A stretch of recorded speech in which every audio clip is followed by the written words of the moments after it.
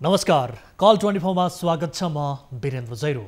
भारतसँग जोडिएको नेपालका सीमावर्ती शहरहरूमा कतिसम्म घिनलाग्दो कार्य र तस्करी हुन्छ भन्ने उदाहरण वीरगञ्ज पुगे छर्लङ्ग देखिन्छ। औषधिजन्य पदार्थहरू एकपटक प्रयोगमा आइसकेपछि दोहोर्याएर प्रयोगमा आउँदैन, तर यस्तै पदार्थहरूको तस्करी गरी त्यस्ता पदार्थहरूलाई दोहोर्याएर प्रयोगमा ल्याउने कार्य यही हुन्छ। नेपाल भारत खुल्ला सीमा जोडिएका वीरगञ्ज महानगरपालिका वडा नम्बर 16 नगवा स्थित सीमा क्षेत्रमा टिनको टहरा निर्माण गरी प्रयोग गरिएका औषधिजन्य प्लास्टिकका सामानहरूलाई सरसफाई गरेर भारततर्फ तस्करी गर्ने गरिएको छ। तर ती सामानका प्रयोगकर्ताहरू पनि सीमावासी नेपाली नै हुने गरेका छन्। सस्तोमा उपचार सेवा पाइने आशामा भारतीय शहरमा पुग्ने नेपालीहरूलाई पुनः प्रयोगमा ल्याइएका तिनै पदार्थहरू भिडाउने गरिन्छ। बाहिरबाट सङ्कलन गरेर ल्याइएका स्लाइनका बोतलका पाइप, पन्जा, सिरिन्जहरूमा बिरामीको रगत लागेको र त्यही सामानहरूलाई गरिब असहाय परिवारका अनभिज्ञ सोझा साझा नागरिकलाई काम गराउने भन्दै तस्करहरूलाई औषधिजन्य प्लास्टिकको पदार्थलाई सरसफाई गर्न लगाउने गरिएको छ। यस्ता पदार्थहरूको सरसफाई गर्दा धेरै स्थानीयवासी नेपाली गम्भीर रोगको सङ्क्रमणबाट थला पर्ने सम्भावना पनि बढेको छ। के हेर्दैछ स्थानीय प्रशासन? के गर्दैछ महानगरपालिकाले? यसतर्फ ध्यान दिनुपर्ने होइन र? आजको संस्करणमा यस सम्बन्धीको विशेष रिपोर्ट पेश गर्नेछौँ। सर्लाही जिल्ला लामो समयदेखि कारागारविहीन छ। यस जिल्लामा हुने गरेका अपराध अनुसन्धान र फैसलापछि जेल सजाय पाएका कैदीबन्दीहरूलाई राख्न पनि छिमेकी जिल्लाको कारागारमा पठाउनु पर्ने बाध्यता छ। 4 करोड बढी लागतमा निर्माण गर्न 10 वर्ष अघि सम्झौता भएको कारागार अझै पनि बन्न सकेको छैन। कारागार निर्माणका लागि 2वटा ठेकेदार कम्पनी फेरिए, तर पनि कारागार निर्माण सम्पन्न हुने छाँटकाट अझै देखिएको छैन। कारागारको अभावमा सर्लाही कारागारमा राख्नुपर्ने कैदीबन्दीहरूमध्ये पुरुषहरूलाई सिन्धुली जिल्लाको कारागारमा र महिला बन्दीहरूलाई महोत्तरीको जलेश्वर कारागारमा राख्नुपर्ने अवस्था छ। त्यसमाथि अदालतले पूर्वपक्षका लागि थुनामा राख्न आदेश दिएका कतिपय कैदीबन्दीहरूलाई जिल्ला प्रहरी कार्यालय सर्लाहीको थुनुवा कक्षमा राख्नुपर्दा प्रहरीले शास्ति पनि पाएका छन्। कैदीबन्दीहरूलाई अर्को जिल्लाको कारागारमा राख्न लैजाँदा राज्य कोषबाट ठुलो रकम पनि उनीहरूमाथि खर्च हुँदै आएको छ। ठेकेदार कम्पनीहरूमाथि जिल्ला कारागार कार्यालय सर्लाही र अन्य सरकारवाला निकायले बारम्बार ताकेता गर्दा पनि कुनै सुनवाई नहुनु यो देशमा ठेकेदारको पहुँच पनि कहाँसम्म छ भन्ने प्रश्न हुन्छ। आजको संस्करणमा यस सम्बन्धीको विशेष रिपोर्ट पनि पेश गर्नेछौँ। यस अलावा तपाईँ दर्शकहरूसँगको प्रत्यक्ष कुराकानीमा हामी जोडिनेछौँ।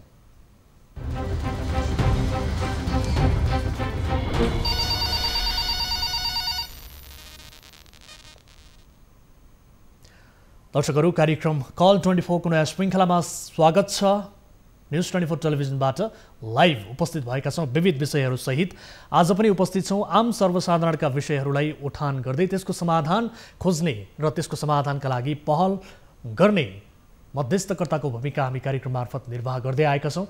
कुनै आपद विपदमा पर्नु भएको छ भने तपाईँले हामीलाई सम्पर्क गर्न सक्नुहुन्छ र कार्यक्रमप्रति लाखौँ दर्शकले जताउनु भएको माया र देखाउनु भएको सद्भावका लागि पनि धेरै धेरै धन्यवाद दिन चाहन्छौँ। विशेष गरी तपाईँहरूको माया, हौसला र सद्भावले हामी कार्यक्रम साहसी र निडर भएर प्रस्तुत गरिरहेका छौँ। निर्भीकताका साथ कार्यक्रम प्रस्तुत गरिरहँदा तपाईँको साथ हामीलाई आवश्यक छ। त्यसकारण हामी आम सर्वसाधारणका ससाना विषयलाई पनि प्राथमिकता दिँदै त्यसलाई समाधान गर्ने र गाउँठाउँमा भएका व्यथिति, समाजमा भएका विसङ्गतिबारे खरो रूपमा उत्रने प्रयास गरिरहेका छौँ।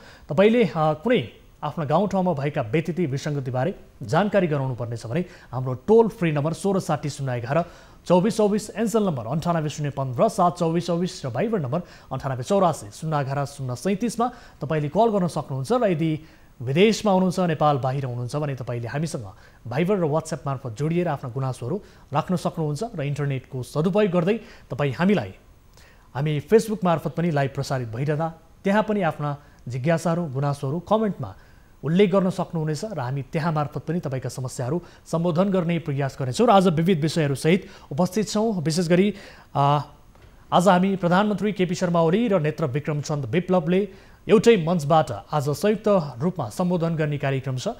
र वर्तमान सरकार विशेष गरी तत्कालीन नेकपा माओवादी केन्द्रबाट फुटेर गएको नेकपा विप्लव समूहसँग वार्ता गरी सो समूहलाई शान्तिपूर्ण राजनीतिको मूलधारमा ल्याउन सफल भएको छ। यो अवसरमा आज एउटै मञ्चबाट प्रधानमन्त्री केपी शर्मा ओली र नेत्र विक्रम चन्द विप्लवले सम्बोधन गर्ने कार्यक्रम छ। यसको प्रत्यक्ष प्रसारण पनि हामी आम दर्शक महानुभावहरूलाई देखाउने जमर्को गर्नेछौँ भन्दै आजको नियमित अनि पहिलो विषयतर्फ यहाँहरूको ध्यान आकर्षण गराउन चाहन्छु। सबैभन्दा पहिले सामान्यतया औषधिजन्य पदार्थहरू एकपटक प्रयोगमा आइसकेपछि त्यो दोहोऱ्याएर प्रयोग गर्न पाइँदैन। एउटा बिरामी प्रयोग भइसकेका यस्ता पदार्थहरू कि नष्ट गर्ने गरिन्छ कि खाडल खनेर पुर्ने चलन छ। तर पर्साको सीमावर्ती बस्तीहरूमा यस्ता सामान नेपालबाट लगेर तस्करी गरी पुनः प्रयोगमा ल्याउने गरेको तथ्य फेला परेको छ र यो दोहोऱ्याएर प्रयोग गर्नेमा सीमावर्ती नेपाली नागरिक नै बढी छन् भने पुनः प्रयोगमा ल्याउनका लागि सफाई गर्नेहरू पनि नेपाली नागरिक नै छन्, जसले गर्दा उनीहरू गम्भीर रोगको सङ्क्रमणमा पर्ने खतरा पनि बढेको छ। पर्साबाट टिभी जर्नलिस्ट हरिशंकर शर्माले पठाएको यो विशेष रिपोर्ट हेरौँ।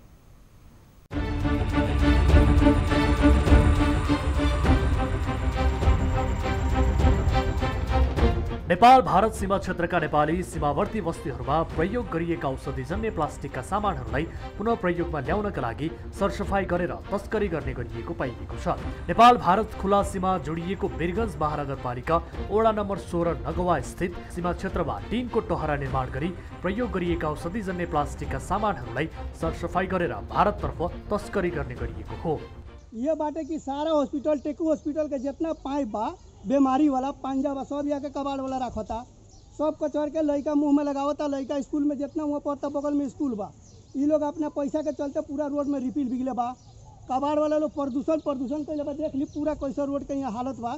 एक वो आदमी स्वस्थ नहीं है, खाली कबाड़ वाला लोग यहाँ स्वस्थ बा, सारा लोग बीमार बा। यहाँ के लोग ये लोग के बाटे जो है भी पैसा झाड़ लोग बा, रोड में कचरा बिग दो बा, ये काम बा। लोग बाहिरबाट सङ्कलन गरेर ल्याइएका स्लाइन बोतलका पाइप पन्जा सिरिन्जहरूमा बिरामीको रगत लागेको र त्यही सामानहरूलाई गरिब असहाय परिवारका अनभिज्ञ सोझा साझा नागरिकहरूलाई काम गराउने भन्दै तस्करहरूले औषधिजन्य प्लास्टिकको पदार्थहरूलाई सरसफाई गर्न लगाउने गरेका छन्। सिरिन्ज सरसफाई गर्ने खास गरेर गरिब असहाय परिवारका वृद्ध महिलाहरू रहेका छन्।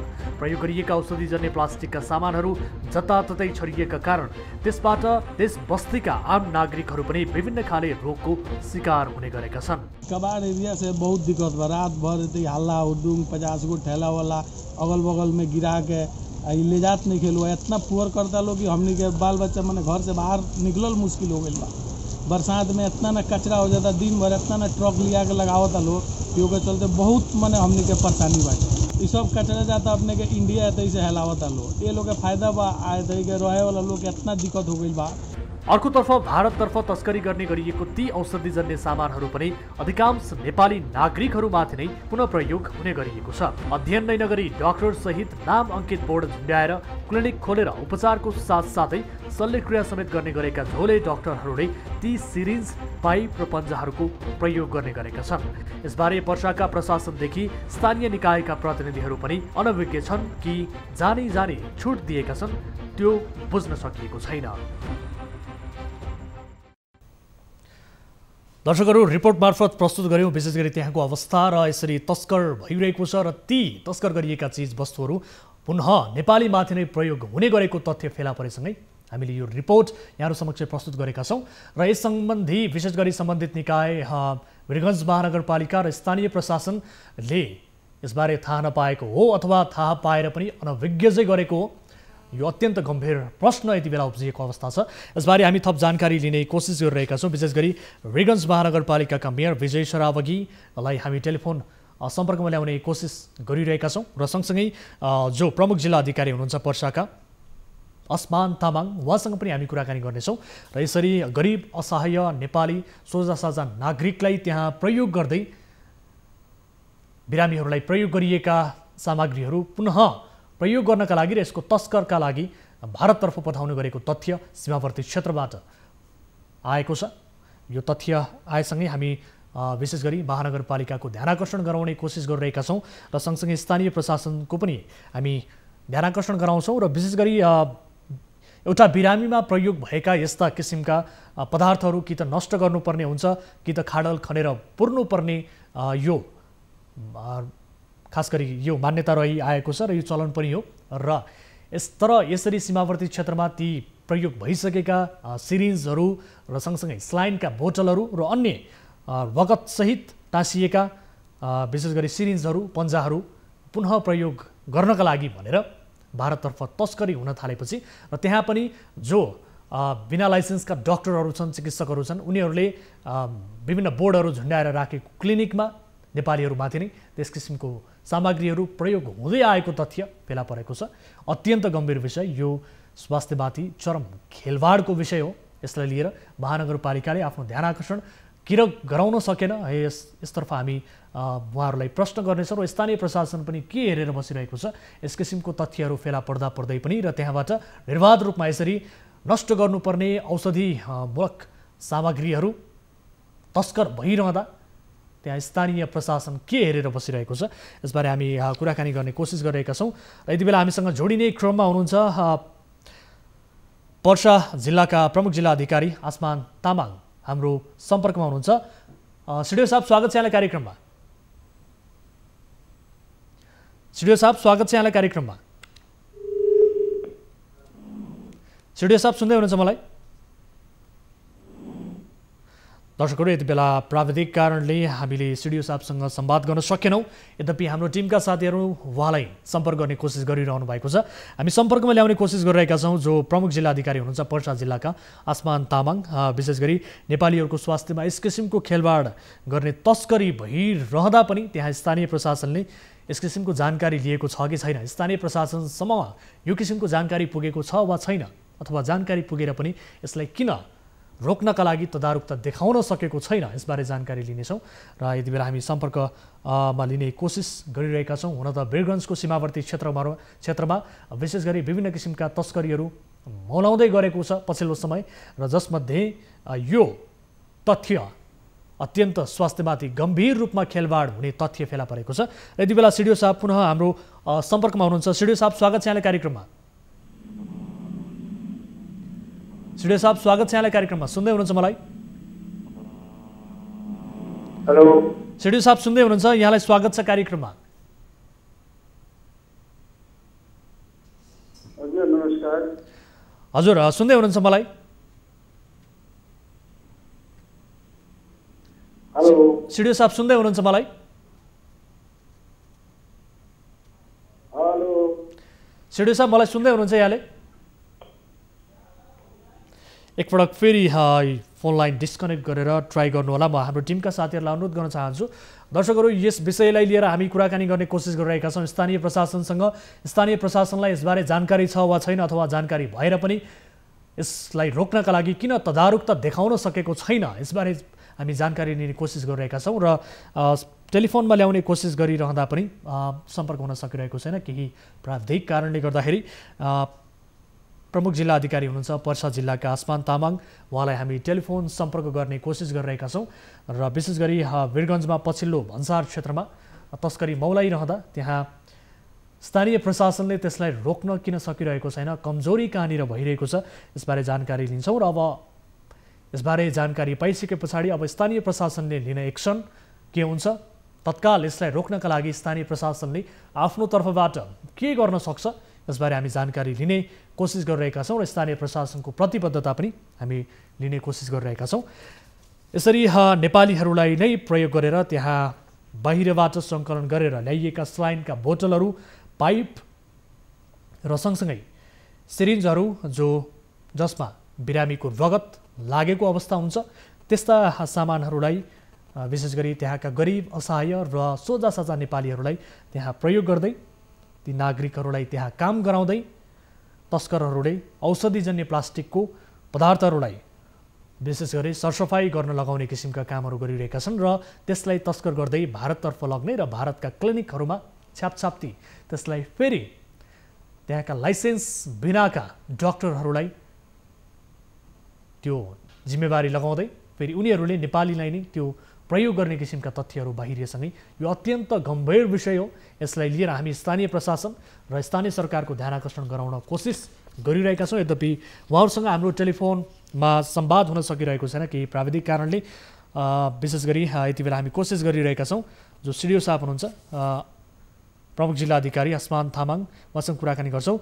सिडिओ साहब हाम्रो यति बेला टेलिफोन सम्पर्कमा आइसक्नु भएको छ। फेरि सिडिओ साहब स्वागत छ यहाँलाई कार्यक्रममा।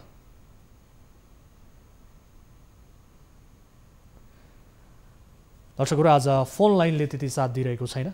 विशेष गरी हामी कुराकानी गर्ने कोसिस त गरिरहेका छौँ तर यसबारे कुराकानी हुन सकिरहेको छैन किनभने केही प्राविधिक कठिनाइ यहाँनिर देखिरहेको स्थिति छ। यद्यपि सिडिओ साहबलाई हामीले टेलिफोन सम्पर्कमा ल्याउने कोसिस त गरेका थियौँ तर उहाँले हाम्रो आवाज स्पष्ट रूपमा सुन्नुभएको छैन। उहाँसँग हामी कुराकानी गर्ने नै छौँ। त्यसअघि विशेष गरी आजको कार्यक्रममा प्रधानमन्त्री केपी शर्मा ओली र नेत्र विक्रम चन्द विप्लवले एउटै मञ्चबाट सम्बोधन गर्नुहुने छ केही बेरमा। यस सम्बन्धीको विशेष प्रत्यक्ष प्रसारण पनि आज हामी यहाँहरू समक्ष जोड्नेछौँ र त्यहाँको वास्तविकता पनि हामी यहाँहरूलाई देखाउनेछौँ। र आज हिजोको दिनमा विशेष गरी यो वार्ता भएसँगै आजका लागि भनेर प्रधानमन्त्री केपी शर्मा ओली र नेत्र विक्रम चन्द विप्लवले एउटै मञ्चबाट सम्बोधन गर्ने कार्यक्रम रहेको छ र यो पनि हामी जोड्नेछौँ भन्दै अहिलेका लागि भने यहाँहरू समक्ष एउटा अर्को रिपोर्ट प्रस्तुत गर्न गइरहेका छौँ। विशेष गरी यो कारागारको विषय रहेको छ। यो कारागारको विषय सम्बन्धी रिपोर्ट यहाँहरू समक्ष प्रस्तुत गर्छौँ। ठेक्का सम्झौता भएको 10 वर्ष बितिसक्दा पनि बनेन सर्लाहीको कारागार। विशेष गरी ठेक्का सम्झौता गर्ने एउटा ठेकेदार कम्पनीसँग काम विषयमा अलपत्र पारेर कुलेलाम ठोकियो र फेरि सरकारले दोस्रो ठेकेदार कम्पनीसँग सम्झौता गर्यो र दोस्रो सम्झौता भएको लगभग 4 वर्ष बितिसक्दा पनि काम सम्पन्न हुने छाँटकाट अझै पनि देखिएको अवस्था छैन। 4,16,84,278 रुपैयाँको लगानीमा निर्माण गर्ने भनिएको कारागार नभन्दा सर्लाहीका पुरुष कैदीबन्दीलाई सिन्धुली कारागारमा र महिला कैदीबन्दीलाई महोत्तरीको जलेश्वर कारागारमा थुनामा राख्ने व्यवस्था मिलाउनु परेको छ। कारागार सम्बन्धीको यो विशेष रिपोर्ट हामीलाई सर्लाहीबाट टिभी जर्नलिस्ट अनवर अहमदले पठाउनु भएको छ। सबैभन्दा पहिले यो रिपोर्ट हेरौँ।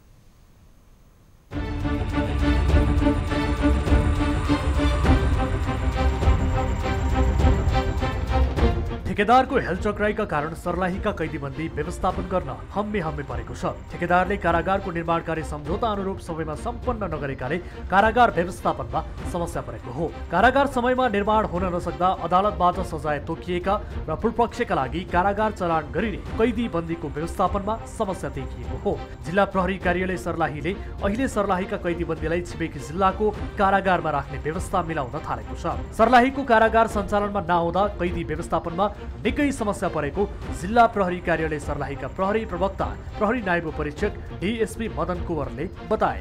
फैसला तोकिएका पुरुष कैदीबन्दीलाई सिन्धुली कारागार र महिला कैदीबन्दीलाई महोत्तरीको जलेश्वर कारागारमा पठाउने गरिएको प्रहरी प्रवक्ता डीएसपी कुँवरको भनाइ छ।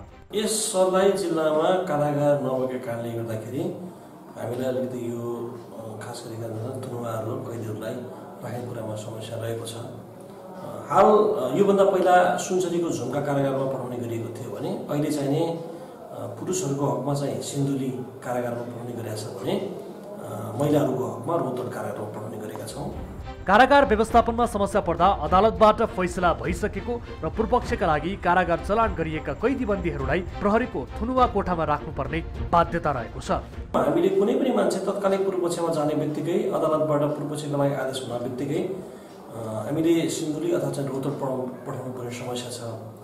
कहिलेकाहीँ कस्तो हुन्छ भने अब आज एउटा मुद्दाको चाहिँ पूर्वपक्षका लागि पठाउँछ, भोलि अर्कोको लागि पठाउँछ। यसरी चाहिँ हामी चाहिँ प्रत्येक दिन कुनै असम्भव हुने भएको हुनाले कहिलेकाहीँ पूर्वपक्षका लागि आदेश भइसकेका थुनुवाहरूको लागि पनि हामीहरू चाहिँ हाम्रै हिरासतमा राख्नुपर्ने कतिपय बाध्यता पनि रहेको छ।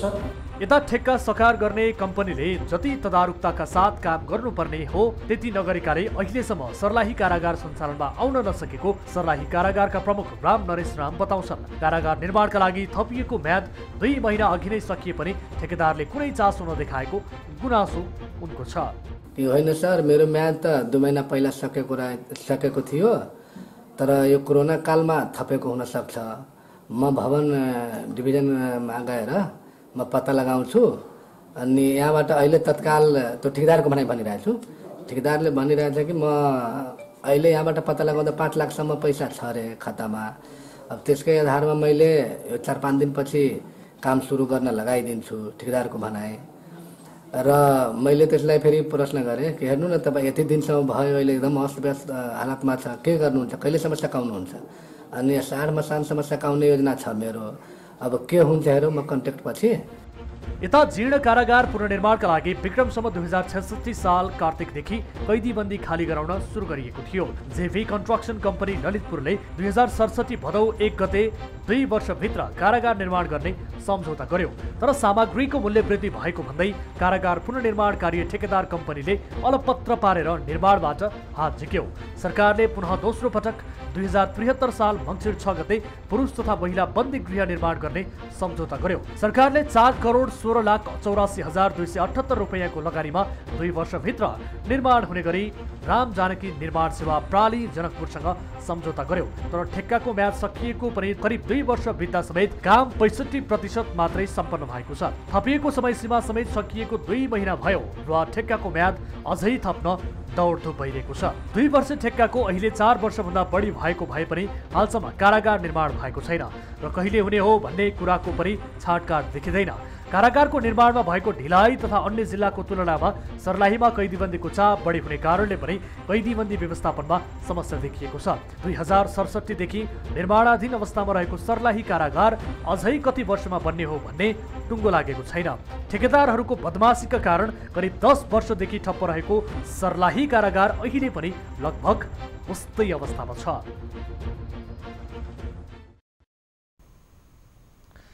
दर्शकहरू, ठेकेदारको लापरवाही कुन क्षेत्रमा छैन? हुँदा कारागारको भवनमा समेत यति बेला 10 वर्ष लागिसक्यो। यो कारागार अझैसम्म निर्माण भइसकेको छैन। 2 वर्षमा सम्पन्न गर्नुपर्ने थियो, तर ठेकेदारको हेलचक्राइका कारण सर्लाहीका कैदीबन्दी व्यवस्थापनमा यति बेला निकै हम्मे परेको स्थिति छ। विशेष गरी 2वटा ठेकेदार कम्पनीहरू फेरिए, तर त्यति हुँदै समेत 10 वर्षसम्म यो कारागार बन्न सकेन र जसका कारण बाहिरी जिल्लामा त्यहाँ कारागारहरूमा बस्नुपर्ने कैदीबन्दीहरूलाई पठाउनु पर्ने स्थिति छ, जसका कारण राज्य कोषबाट अझ बढी ठुलो रूपमा खर्च समेत हुँदै आएको स्थिति छ। र सँगसँगै विशेष गरी अदालतबाट सजाय तोकिएका र पूर्वपक्षका लागि कारागार चलान गरिने कैदीबन्दीको व्यवस्थापनमा यति बेला निकै ठुलो चुनौती देखिएको भनेर गुनासो आइसके पछाडि यस सम्बन्धीको रिपोर्ट हामीले यहाँहरू समक्ष प्रस्तुत गरेका छौँ। यति बेला हामीसँग यसबारेमा थप कुराकानी गर्नका लागि जोडिनु भएको छ जो हुनुहुन्छ राम जानकी निर्माण सेवा प्रालीका सञ्चालक शम्भु ठाकुर, हाम्रो सम्पर्कमा हुनुहुन्छ। ठाकुर सर, स्वागत छ यहाँलाई कार्यक्रममा। धन्यवाद। सुन्दै हुनुहुन्छ मलाई? हेलो सर, सुन्दै हुनुहुन्छ मलाई? हजुर, अब यो 2 वर्षमा बन्नुपर्ने कारागारको भवन सर्लाहीको 10 वर्ष बित्दा समेत बनेन सर, किन बन्न सकेन यसबारे बताउनुहोस् त। तपाईँहरूले यति ठुलो जिम्मेवारी लिनुभएको, यो जिम्मेवारी अनुसार तपाईँहरूले काम किन इमान्दारीका साथ गर्न सक्नु भएन? काम इमान्दारीका साथै भइरहेको त त्यहाँ ठाउँ नपुगेर जहाँ बनाउनु पर्ने थियो नक्सा चाहिँ गयो। हजुर, त्यो हिसाबको ठाउँ नपुगेर नबनेको है। कस्तो ठाउँ नपुगेको भन्नाले? जस्तो कि त्यो मास्टर प्लान छ कि दिएको कारागारको। हजुर, त्यो मास्टर प्लान अनुसार ठ्याक्कै ठाउँ पुगेर कि त्यहाँ ठाउँ नपुगेका कारणले यहाँहरूले त्यो काम रोक्नु भएको हो? हजुर हजुर, नपुगेका कारणले भन्नुभयो?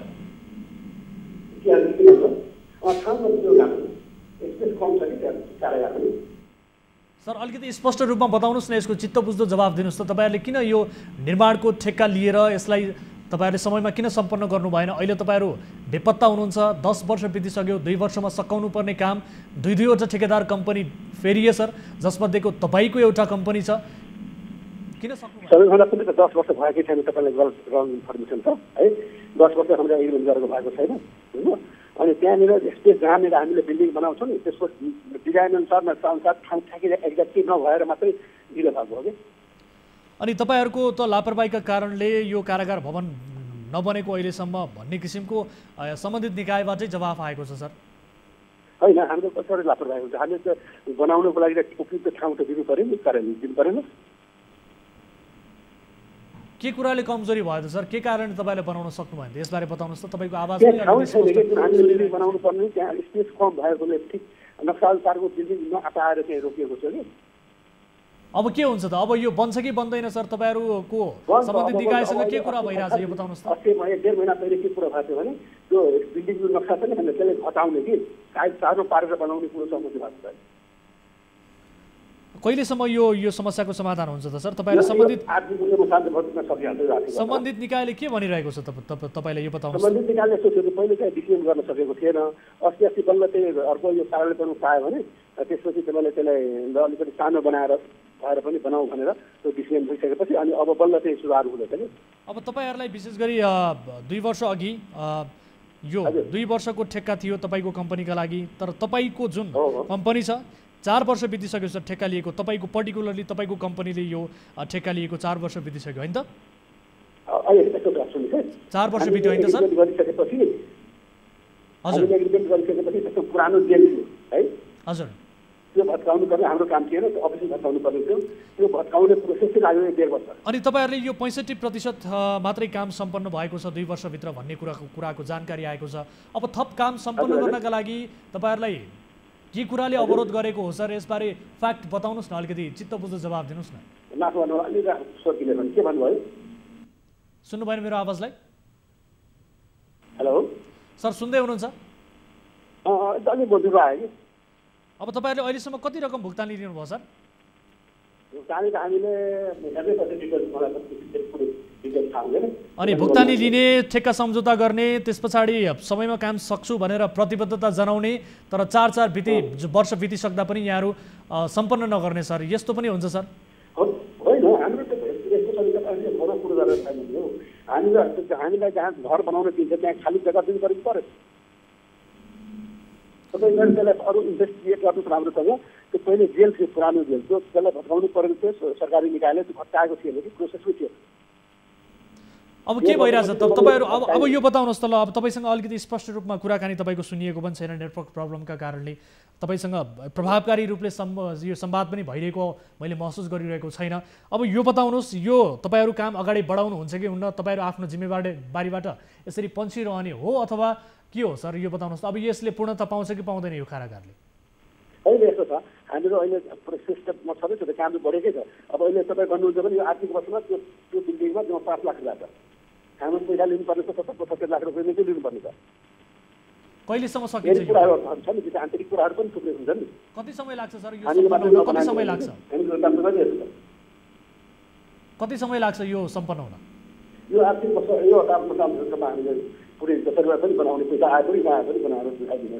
अहिले तपाईँले काम कन्टिन्यू गरिरहनु भएको छ कि रोक्नु भएको छ सर? के हो अवस्था? हजुर, अहिले तपाईँहरूको काम निरन्तर चलिरहेछ कि अथवा रोकिएको छ? के छ अवस्था? अहिले यस्तो गरियो, करिब 5 वर्षदेखि रोकिएको छ, एउटा अर्को ठाउँ गएकोले फेरि भोलि पछितिरबाट 2-3 दिनमा फेरि सुरु हुन्छ। कहिलेदेखि सुरु गर्नुहुन्छ सर? हजुर, कहिलेदेखि सुरु गर्नुहुन्छ यहाँले काम? यो अब 3-4 दिनमा सुरु भइहाल्छ। हजुर, हस्, तपाईँसँग अहिले प्रभावकारी रूपमा संवाद हुन सकेन केही नेटवर्क समस्याका कारणले। फेरि पनि हामी यो विषयलाई गम्भीरताका साथ फलो गर्नेछौँ। दर्शकहरू, उहाँको आवाज हामीले स्पष्ट रूपमा अलिकति बुझ्न सकेनौँ केही प्राविधिक कारणले गर्दाखेरि।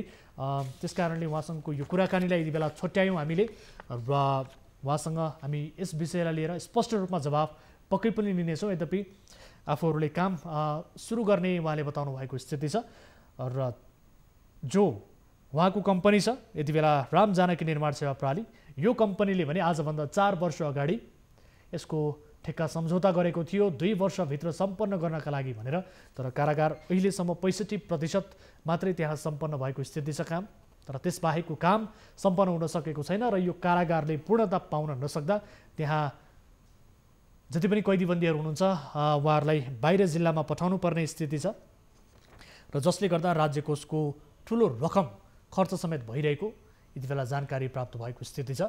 यसलाई हामी गम्भीरताका साथ फलो गर्नेछौँ, किनभने स्पष्ट रूपमा आज टेलिफोनले साथ दिइरहेको स्थिति छैन, उहाँहरूसँग प्रभावकारी रूपमा यति बेला सम्पर्क हुन सकिरहेको अवस्था छैन। त्यस कारणले गर्दाखेरि यति बेला हामीसँग जोडिने क्रममा हुनुहुन्छ कोही दर्शक, हामीसँग जोडिने क्रममा हुनुहुन्छ। नमस्कार, को बोल्दै हुनुहुन्छ, कहाँबाट? हजुर नमस्कार, कहाँबाट को बोल्दै हुनुहुन्छ? नमस्कार, म यहाँ काठमाडौँबाट सन्दीप भण्डारी।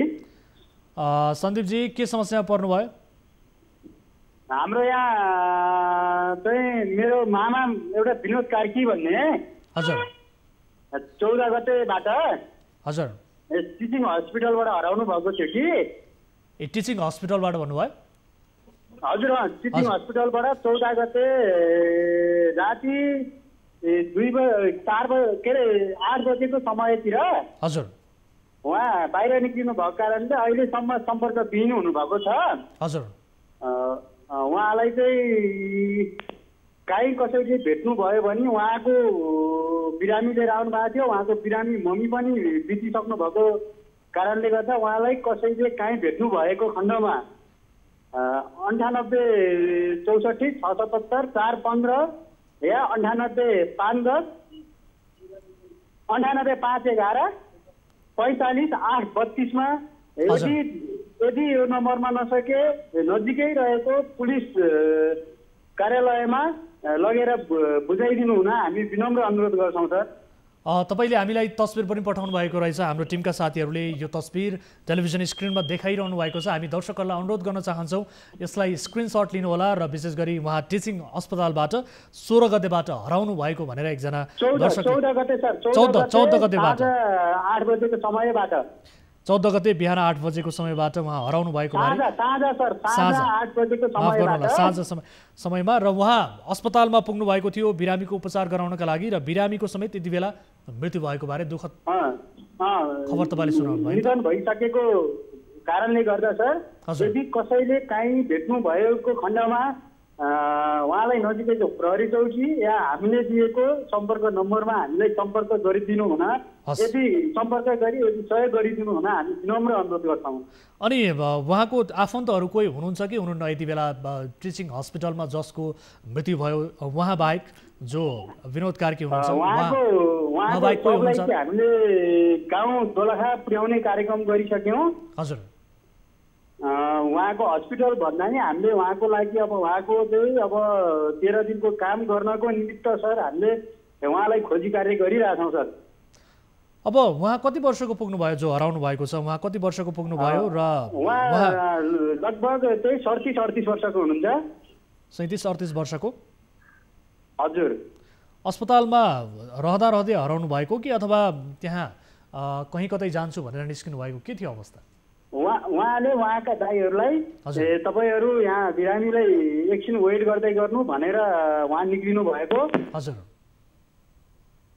हस् ठिक छ। हामीले हाम्रो दर्शकहरूलाई टेलिभिजन स्क्रिनमा उहाँको तस्बिर पनि देखाइरहेका छौँ। आशा गर्छौँ कि दर्शकहरूले उहाँलाई कहीँ कतै देख्नुभयो भने अथवा भेटाउनु भयो भने खबर गर्नुहुनेछ र सम्पर्क नम्बर पनि स्वयं सन्दीप भण्डारी उहाँले दिनुभएको छ। र दुःखद कुरा त के छ भने उहाँले जो बिरामीलाई टिचिङ हस्पिटलमा कुरिरहनु भएको थियो उहाँको मृत्यु भएको रहेछ। तर उहाँ चाहिँ 14 गते साँझबाट आफू बेपत्ता हुनुभएको हराउनु भएको भनेर यति बेला हामीलाई दर्शक सन्दीप भण्डारीले जानकारी दिनुभएको छ। र भेटाउने दर्शक महानुभावहरूले अथवा कहीँ कतै देख्नुभएको दर्शक महानुभावहरूले एकपटक यो परिवारलाई सम्पर्क गरेर सहयोग गरिदिनका लागि अनुरोध गर्दछौँ र उहाँ पक्कै पनि भेटिनुहुनेछ भन्ने हामी आशा गर्दछौँ भन्दै यति बेला कोही दर्शक हामीसँग फेरि जोडिनु भएको छ। उहाँसँग कुराकानी गर्छौँ। नमस्कार, को बोल्दै हुनुहुन्छ, कहाँबाट? दर्शकहरू यति बेला कोही दर्शक आफ्नो समस्या सहित हामीसँग जोडिने क्रममा हुनुहुन्थ्यो। उहाँसँग को कुराकानी हुन सकेन। यद्यपि आज फोन लाइनले अलिकति साथ दिइरहेको स्थिति छैन। त्यस कारणले गर्दाखेरि प्रभावकारी रूपले हामी सम्बन्धित निकाय समक्ष हामीले प्रस्तुत गरेका रिपोर्टहरूका सन्दर्भलाई लिएर उहाँहरूसँग प्रश्न गर्न सकिरहेका छैनौँ। उहाँहरूलाई सम्पर्कमा ल्याउनका लागि पनि हामी केही प्राविधिक रूपमा कठिनाई भइरहेको महसुस गरिरहेका छौँ। यद्यपि यसको जवाफ हामी लिएरै छोड्छौँ। कार्यक्रममा उठानुभएका जति पनि विषयवस्तुहरू छन् यस विषयवस्तुहरू रिपोर्ट मार्फत प्रस्तुत गर्दछौँ र त्यो रिपोर्टका लागि मात्रै हामी प्रस्तुत गर्दैनौँ। त्यससँग सम्बन्धित रहेर सम्बन्धित निकायको गम्भीर रूपमा ध्यानाकर्षण गराउँछौँ र त्यसको जवाफ कार्यक्रममा प्रत्यक्ष रूपमा उहाँहरूलाई सहभागिता जनाएर टेलिफोन सम्पर्क मार्फत अथवा भिडियो सम्पर्क मार्फत ल्याएर पनि उहाँहरूलाई सोध्ने गर्छौँ र त्यसको समाधानका लागि गम्भीर रूपमा उहाँहरूको ध्यानाकर्षण गराउँदै पनि आएका छौँ। तर आज भने केही टेलिफोनले साथ नदिइरहेको हामीले महसुस गरिरहेका छौँ प्राविधिक रूपमा। यद्यपि कोसिस गरिरहेका छौँ आम दर्शक महानुभावहरूको समस्याहरू सुन्नका लागि हाम्रो कोसिस भने निरन्तर रहिरहन्छ।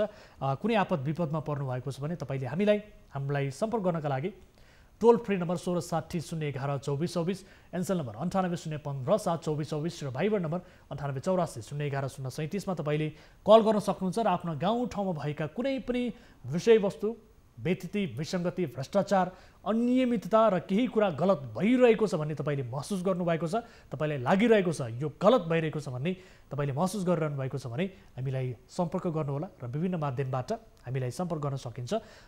टेलिफोनले आज साथ दिइरहेको छैन, यद्यपि तपाईँसँगको गुनासोमा हामी जोडिने प्रयत्न पनि गरि नै रहेका छौँ। कार्यक्रमको अवधिभर हामी कोसिस पक्कै पनि गरिरहनेछौँ र दर्शकहरूको फोन कल्सहरू लिनेछौँ। आज सम्बन्धित निकायका व्यक्तिहरूसँग हाम्रो टेलिफोन सम्पर्क भइरहेको छैन, यद्यपि हामी कोसिस यो पनि गरिरहेका छौँ कि आज राष्ट्रिय सभागृहमा प्रधानमन्त्री केपी शर्मा ओली र नेत्र विक्रम चन्द विप्लवले एउटै मञ्चबाट सम्बोधन गर्ने कार्यक्रम छ। विशेष गरी सरकार र विप्लव समूहबीच वार्ता भइसके पछाडि र 3 बुँदे सहमति भइसके पछाडि आज ऐतिहासिक रूपमा यो सहमति अनुसार नै राष्ट्रिय सभागृहमा प्रधानमन्त्री केपी शर्मा ओली र नेत्र विक्रम चन्द विप्लवले एउटै मञ्चबाट सम्बोधन गर्ने विशेष कार्यक्रम छ। यद्यपि हामीलाई जानकारी प्राप्त भएअनुसार त्यहाँ 2 बजे कार्यक्रम सुरु हुने समय तोकिएको भए तापनि हालसम्म कार्यक्रम सुरु हुन सकेको छैन। कार्यक्रम सुरु हुनासाथ हामी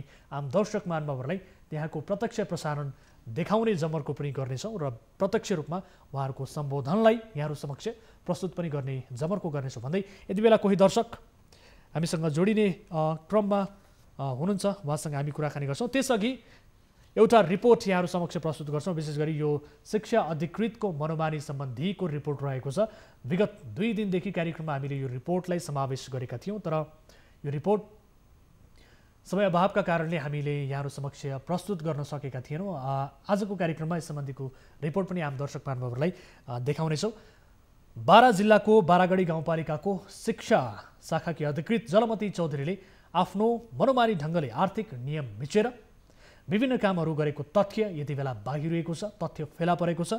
अधिकृत चौधरीले आर्थिक ऐन नियम मिच्दै आफ्नो जेठाजु पर्ने विश्वनाथ चौधरीलाई गाउँपालिकाको वडा नम्बर 4 स्थित रहेको श्री जनता माध्यमिक विद्यालय बुद्धगाईमा प्रक्रिया विपरीत प्रधानाध्यापक नियुक्त गरेको तथा प्रमुख प्रशासकीय अधिकृत लेखा अधिकृतको जानकारी बिना नै उनको नामबाट बैंक खाता समेत खोल्न लगाइएको पाइएको छ।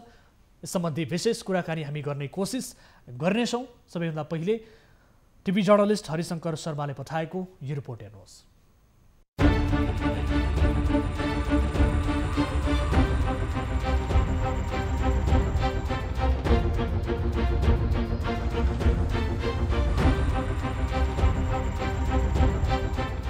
तत्कालीन कोहलवी स्कुलमा अध्यापन गराउँदै आएका विश्वनाथ चौधरीलाई प्रक्रिया विपरीत गाउँपालिकाको बुद्धगाई स्थित श्री जनता माध्यमिक विद्यालयमा सरुवा गरी प्रधानाध्यापक नियुक्त गरी आफै एकलौटी हस्ताक्षर गरेर वाणिज्य बैंक शाखा कार्यालय कलैया, हिमालय बैंक शाखा कार्यालय खोपवामा खाता खोल्न लगाएको तथ्य फेला परेको हो। शिक्षा ऐन अनुसार प्रधानाध्यापक नियुक्ति भएपछि उनको नाममा विद्यालयको खाता खोल्दा प्रमुख प्रशासकीय अधिकृत र लेखा अधिकृतको हस्ताक्षर सहितको कार्यादेश हुनुपर्ने अथवा शिक्षा समितिको निर्णयको बाइनोट हुनुपर्नेमा कुनै प्रक्रिया पूरा नगरी शिक्षा अधिकृत जलमती चौधरीले आफ्नो जेठाजुको नामबाट खाता खोल्न लगाएकी हुन्। यसबारे प्रमुख प्रशासकीय अधिकृत आमोद चौधरीले बुद्धगाई स्कुलको बैंक खाता खोल्नका लागि आफूले कुनै किसिमको अनुमति नदिएको जानकारी दिए। उनका अनुसार विद्यालयको खाता खुलेको छ छैन भन्ने बारे समेत आफूलाई जानकारी नभएको उनको भनाइ छ। यता लेखा अधिकृत अजय चौधरीले पनि बुद्धगाई स्कुलमा नवनियुक्त प्रधानाध्यापकको नाममा बैंक खाता खोल्नका लागि आफूले अनुमति नदिएको बताए। उनले शिक्षा ऐन अनुसार शिक्षा समितिको निर्णयले पनि बैंक खाता खोल्न सकिने भएकाले आफूहरूको अनुमति नलिएको हुन सक्ने भन्दै चौधरीले यसबारे विस्तृत शिक्षा अधिकृतलाई जानकारी हुने बताए। अर्कोतर्फ शिक्षा समितिका सदस्य समेत रहेका वडा नम्बर 4 का वडा अध्यक्ष राम कृपाल चौधरीले बुद्धगाई स्कुलको बैंक खाता खोल्नका लागि शिक्षा समितिबाट कुनै किसिमको निर्णय नभएको जानकारी दिए। उनका अनुसार विश्वनाथ चौधरी प्रधानाध्यापक नियुक्ति भएपछि खाता खोल्नका लागि प्रमुख प्रशासकीय अधिकृतले अनुमति दिएको हुन सक्ने जानकारी गराए। आफ्ना जेठाजुलाई उक्त स्कुलका प्रधानाध्यापक नियुक्त गर्नका लागि तत्कालीन प्रधानाध्यापक वीरेन्द्र चौधरीलाई गाउँपालिका बोलाएर शिक्षा समितिको बैठकमा स्कुलबाट सरुवा गराउन जबरजस्ती दबाव दिएको तत्कालीन प्रधानाध्यापक वीरेन्द्र चौधरीको आरोप छ। यति मात्र होइन, शिक्षा अधिकृत चौधरीको यहाँसम्मको मनोमानी बढेको छ कि उनले वडा नम्बर 4 सुखी पथरा स्थित उमेश निलम आधारभूत विद्यालयमा पनि प्रमुख प्रशासकीय अधिकृत र लेखा अधिकृतको जानकारी बिना नै प्रधानाध्यापकको नाममा खाता खोल्न लगाएकी छन्। लेखा परीक्षकलाई आफ्नै हस्ताक्षर गरेर नियुक्त गरेको बताइएको छ। अर्कोतर्फ लेखा विषयको शिक्षकको दरबन्दी खाली भएको बुद्धगाई स्कुलमा जियालाल चौधरीले सरुवा भई आउनका लागि निवेदन दिएपछि उनको निवेदनलाई शिक्षा अधिकृत जलमती चौधरीले रोकेकी छन्। उक्त स्कुलमा जियालाल आए आफ्ना जेठाजु प्रधानाध्यापकको पदबाट हट्नुपर्ने अवस्था देखेर प्रमुख प्रशासकीय अधिकृतले कार्यादेश जारी गरी पठाएको जियालालको निवेदनलाई उनले आफ्नै कार्यकक्षमा रोकेकी हुन्। दर्शकहरू, यस विषयमा थप कुराकानी गर्छौँ। यति बेला हामीसँग जोडिनु भएको छ श्री जनता माध्यमिक विद्यालय बाराका तत्कालीन प्रधानाध्यापक वीरेन्द्र चौधरी। उहाँसँग कुराकानी गर्ने कोसिस गर्छौँ। चौधरी सर, स्वागत छ यहाँलाई कार्यक्रममा। चौधरी सर, स्वागत छ यहाँलाई कार्यक्रममा। चौधरी सर, सुन्दै हुनुहुन्छ मलाई? हेलो सर, सुन्दै हुनुहुन्छ मलाई? स्वागत छ यहाँलाई कार्यक्रममा। हजुर, सुन्दै हुनुहुन्छ मलाई? अलि मसिनो स्वर आयो। हजुर हजुर, बताउनुहोस् त, त्यहाँ विशेष गरी शिक्षा अधिकृतको मनोमानी भएको र उहाँले ऐन विपरीत त्यसरी प्रधानाध्यापकलाई नियुक्त गरेको विषय सम्बन्धी रिपोर्ट प्रसारण गर्यौँ, भएको के हो? यसबारे थप वास्तविकता यहाँबाट जान्न चाहन्छौँ। हजुर सर, आवाजै सुनिएन सर। दर्शकहरू, उहाँसँग पनि आवाज हाम्रो सम्पर्क हुन सकिरहेको छैन। आजको कार्यक्रममा केही प्राविधिक गडबडीका कारणले हामीले उहाँको आवाज पनि सुन्न सकिरहेका छैनौँ। हाम्रो आवाजलाई उहाँले सुन्न सकिरहनु भएको छैन। चौधरी सर, सुन्दै हुनुहुन्छ मलाई? सुनिरहेछ सर, अलि मसिनो सुनियो सर। ठिक छ, तपाईँले बताउनु होला विशेष गरी के भएको हो? शिक्षा अधिकृतको मनोमानी र उहाँले नियम विपरीत प्रधानाध्यापक नियुक्त गरेको विषयलाई हामीले रिपोर्ट मार्फत प्रस्तुत गरेका छौँ र यसबारे थप बताउनुहोस् त, के भएको हो? हजुर, अब त्यहाँ के भयो भने, अब सबभन्दा पहिला म हजुरलाई र यो टेलिभिजन हेर्ने सुन्ने सबैलाई म नमस्कार गर्न चाहन्छु। हजुर, म वीरेन्द्र चौधरी, जनता मावि बुद्धगाईको पूर्व प्रह।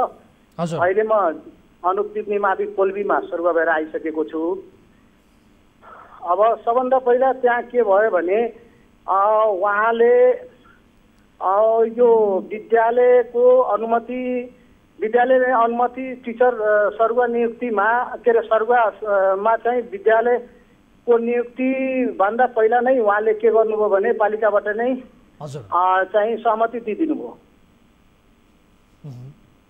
हजुर, हेलो हजुर, सुन्दैछौँ, बताउनुहोस् न, निरन्तर रूपमा समग्रमा बताउनुहोस्। उहाँले के गर्नुभयो भने, हजुर, पहिला पालिकाबाट नै सहमति दिनुभयो र हामी 3 जना प्रधानाध्यापकलाई बोलाएर उहाँले एउटा माने दादागिरी पारामा हजुर त्यहाँ लिखित रूपमा हामीलाई लिखित रूपमा स्वीकार गर्न लगाउनु भयो कि तपाईहरूले हामीले यहाँबाट सहमति दिइसकेका छौँ, तपाईहरूले पनि विद्यालयबाट सहमति दिनुपर्छ, अनि त्यो मान्छे चाहिँ सरुवा भएर आउँछ। हामीले भन्यौँ, हेर्नुहोस् प्रक्रिया हुन्छ शिक्षाधिकृतज्यू, विद्यालयले पहिला सहमति दिनु पर्यो, तपाईहरूले पहिला पालिकाबाट सहमति दिइसक्नु भएको छ, यो अलिकति मिलेन होइन, जे भए पनि हामीले गरिसकेका छौँ, तपाईँहरूले दिनै पर्छ भनेर हामीले सहमति दियौँ। सहमति दिइसकेपछि सरुवा भएर आइयो। सरुवा भएर आइसकेपछि विद्यालयको खाता खोल्नको लागि न हाकिमसँग, त्यहाँ प्रमुख प्रशासकीय अधिकारीसँग कुनै सल्लाह गर्नुभयो, न चाहिँ लेखा अधिकारीसँग कुनै सल्लाह भयो, खाता खोलियो। अनि एउटा मात्र होइन, विद्यालयको अरू पनि विद्यालयहरूको खाता उहाँले त्यस्तै गरी खोल्नु भएको छ। उमेश निलम प्रावि पथराको पनि खाता त्यसै गरी खोल्नुभयो। अनि त्यसपछि चाहिँ उहाँले यो एडिटर नियुक्तिमा पनि, लेखा परीक्षकको नियुक्तिमा पनि कसैसँग सल्लाह नगरिकन नै चाहिँ आफैले चाहिँ नियुक्ति गरेर पठाउनु भयो। अब यो कुराहरू चाहिँ हजुरले प्रमुख प्रशासकीय अधिकृतलाई पनि सोध्न सक्नुहुन्छ, त्यहाँ बारागढीको लेखा अधिकृतलाई पनि सोध्न सक्नुहुन्छ। ठीक छ, हामी सोधौँला। अब उहाँको मनोमानी यतिसम्म बढ्यो कि आफ्नो चाहिँ नातावाद कृपावाद त्यहाँ धेरै हाबी गर्नुभयो उहाँले। अब चौधरीजी, यो बताउनुहोस्, विशेष गरी उहाँले यस किसिमको मनोमानी गरिरहँदा र उहाँलाई यो किसिमको मनोमानी गर्ने आँट कसरी प्राप्त भइरहेको छ, उहाँले किन यसरी छुट पाइरहनु भएको छ? त्यहाँ स्थानीय सरकार छ, जनप्रतिनिधिहरू हुनुहुन्छ, त्यो हुँदै पनि यसरी उहाँले यो मनोमानी गर्नुको कारण चाहिँ के हो सर? अब त्यो मैले त अब उहाँसँगै सोध्नु होला सर। हजुर, मैले त यो कुरा बुझ्न सकिएन किन यसलाई रोक्नका लागि यस्तो गर्न पाइँदैन? नियम विपरीत त्यहाँ कर्मचारी भर्ना गर्ने होस् अथवा बैंक खाता खोल्ने सवालमा होस्, यसो गर्न पाइँदैन भनेर त्यहाँ गाउँपालिका अध्यक्षहरूले, अन्य वडा अध्यक्षहरूले केही पनि भन्नु भएन? यसलाई रोक्न खोज्नु भएन? तपाईँहरूले कम्प्लेन गर्नु भएन? यसको बारेमा त मैले आवाज उठाएको हो तर कोही केही बोलेन। हजुर,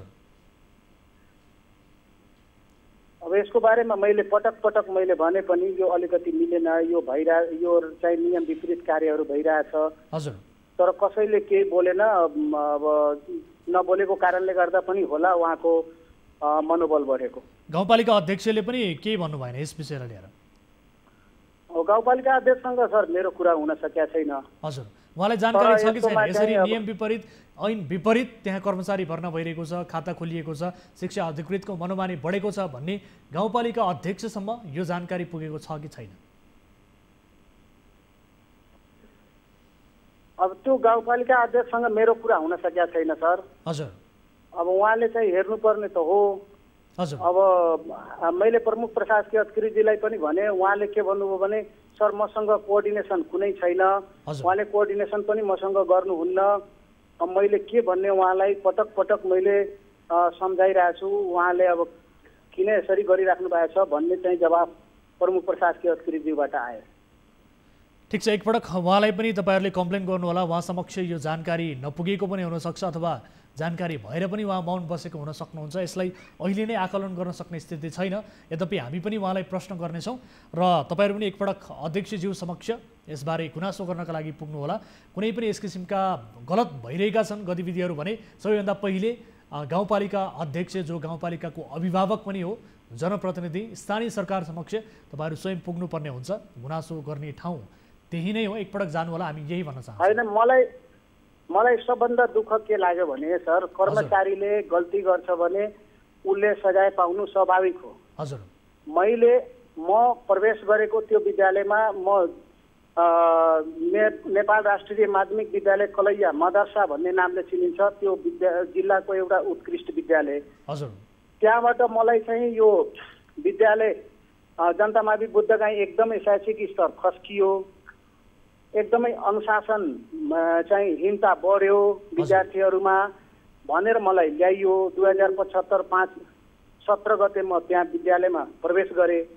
म जाने बित्तिकै त्यहाँको स्थिति मैले हेरेँ। टिचरहरूमा कस्तो थियो भने 12 बजेभन्दा ढिलो नआउने, 12 बजेसम्म पुग्ने अनि 2 बजे छुट्टी भइहाल्ने। त्यहाँ एउटा भोजपुरीमा उखानै थियो, 12 बजे से लेट न 2 बजे से भेट न भन्ने उखानै थियो। मैले सबै टिचरहरूलाई बसालेर सबैले सम्झाए बुझाए। सबैलाई मैले सबै सरहरूलाई भने मलाई सहयोग गर्नुहोस् तपाईँहरूले, म पनि यहीँको स्थानीय वासी हो, तपाईँहरूले आफ्नो मान सम्मान बढाउनुहोस्, समाजमा मान सम्मान छैन, गाली गरिरहेछ मान्छेहरूले भनेर मैले 75 सालमा प्रवेश गर्ने बित्तिकै 10 to 4 विद्यालय गरेँ।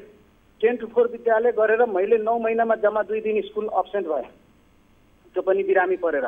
त्यसपछि मैले अब यो विद्यालय कसरी राम्रो हुन्छ, सबैको झुकाव कसरी विद्यालयप्रति हुन्छ भनेर यो एकदमै ऐतिहासिक विद्यालय 2009 सालमा स्थापना भएको विद्यालय 66 वर्षपछि मैले पहिलोचोटि त्यहाँ एउटा विद्यालय जन्म जयन्ती कार्यक्रम राखेर विद्यालय स्थापना गर्ने व्यक्तित्वहरू अनि मावि सञ्चालकहरू र यो विद्यालयबाट पढेर उच्च पदमा गएका विद्यार्थी पूर्व विद्यार्थीहरूलाई र त्यसपछि जनप्रतिनिधिहरूलाई मैले सम्मान कार्यक्रम गरेँ, जसबाट विद्यालयलाई धेरै फाइदा भयो।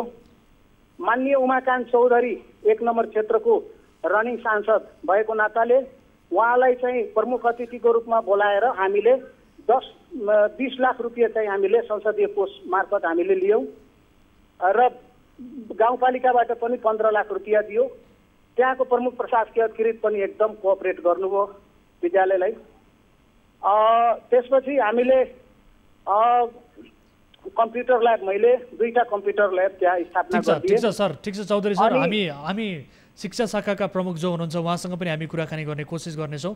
जसलाई यो आरोप लागिरहेको अवस्था छ उहाँसँग पनि हामी यसबारे होइन सर, मेरो कुरा के भने मलाई यति चित्त दुख्यो, मलाई एकदमै यो विद्यालयको आर्थिक अवस्था पनि त्यहाँ हिनाभिना भएको अवस्था छ।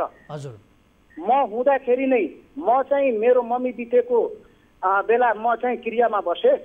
त्यो बेला मैले भनेको थिएँ एकाउन्टेन्टलाई पैसा उठाएर लगेर ब्याङ्कमा जम्मा गर्ने, एकाउन्टेन्टले त्यो पैसा अहिलेसम्म जम्मा गरेको छैन। मैले पटक पटक तागेदा गरेँ, शिक्षा अधिकृतजीलाई पनि मैले पत्र लेखेँ। म आफ्नो निकायबाट नसकेपछि, म आफ्नो लेभलबाट नसकेपछि मैले शिक्षा अधिकृतलाई लिखितै रूपमा मैले उहाँलाई चाहिँ पत्रचार गरेँ। उहाँले कुनै एक्सन देखाउनु भएन। पटक पटक मैले विद्यालयको बारेमा थप उत्खनन गर्ने कोसिस हामी पक्कै पनि गर्नेछौँ, तपाईँसँग थप जानकारी लिनेछौँ। अहिलेका लागि भने यहाँसँग छुट्टिन्छौँ, विशेष गरी किनभने अन्य सम्बन्धित निकायका व्यक्तिसँग हामी यसबारे जवाफ लिने कोसिस गर्नेछौँ। तपाईँलाई समय र जानकारीका लागि धेरै धन्यवाद।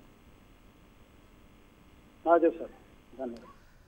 दर्शकहरू, यति बेला हामीसँग जोडिनु भएको थियो वीरेन्द्र चौधरी, जो तत्कालीन प्रधानाध्यापक हुनुहुन्छ श्री जनता माध्यमिक विद्यालय बाराका, र यसबारे हामी थप कुराकानी गर्ने कोसिस गर्दैछौँ। यति बेला हाम्रो टिमका साथीहरू फोन गर्ने कोसिसमा हुनुहुन्छ शिक्षा विभाग बारागढी गाउँपालिकाका प्रमुख जो हुनुहुन्छ जलमती चौधरी। उहाँलाई यस किसिमका आरोपहरू लागिरहेको छ र यो विद्यालयमा भ्रष्टाचार भएको विषय समेत यति बेला स्वयं पूर्व प्रधानाध्यापकले जानकारी दिनुभएको अवस्था छ।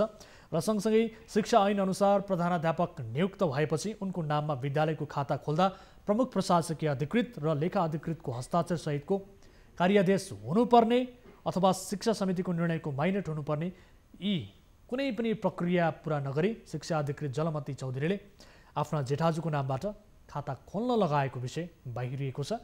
यो शिक्षा ऐनमा रहेको जति पनि विधिहरू छ, यो प्रक्रियाहरूलाई पुरा नगरिकन बैंक खाता समेत खोलिएको र सँगसँगै विभिन्न विद्यालयमा आफ्ना निकटका व्यक्तिलाई नातावाद कृपावादका आधारमा प्रधानाध्यापक बनाइएको, नियुक्त गरिएको जस्ता आरोपहरू पनि उनीमाथि रहेको छ र उनीसँग हामी कुराकानी गर्ने कोसिस यति बेला गरिरहेका छौँ।